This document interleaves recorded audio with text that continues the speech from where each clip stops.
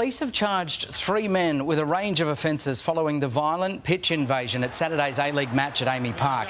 Now, the Melbourne Victory fans stormed the pitch, injuring goalkeeper Tom Glover, a referee and also a cameraman. I think it's, the incident, but it's more for the Australian football itself. You know, the Socceroos are unbelievable and, hopefully riding the wave of that, but, small minority which kind of ruins it. Victorian authorities have now released a number of new images of other people that they are hoping to speak with. And joining us now is Robbie Slatar, news.com.au code contributor. Robbie, thanks for being with us. You believe that the shocking scenes at Amy Park could have been avoided. Tell us exactly how. How did this go so wrong?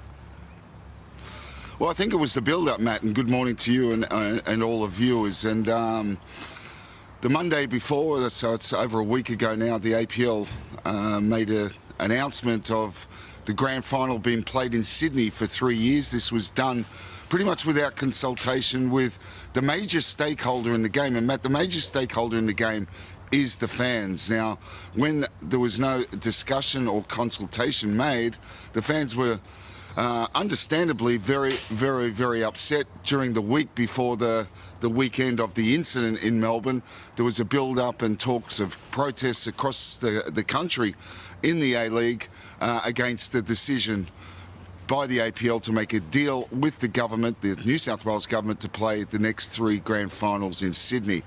This built up, and what we saw in the A-League on the weekend was walkouts at all the stadiums. Of course, most of them were peaceful, but the one in Melbourne certainly wasn't.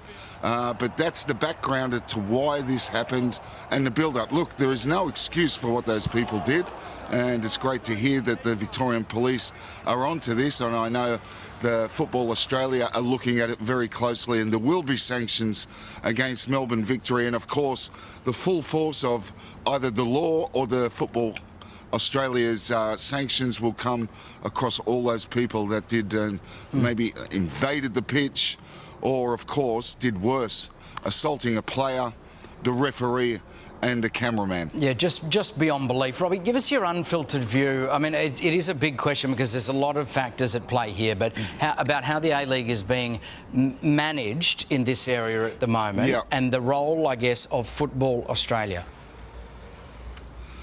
Look, well, the one thing you have to understand, and we just saw how well, Matt, the Socceroos did in Qatar, and they certainly did. Our best ever World Cup, winning 2 games. We'd only won 2 in 5 World Cups before that.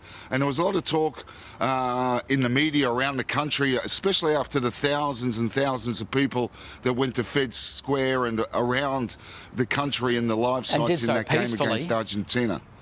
They did so very peacefully, although there were a few flares there. That's another subject, and I know the APL are going to have to look at.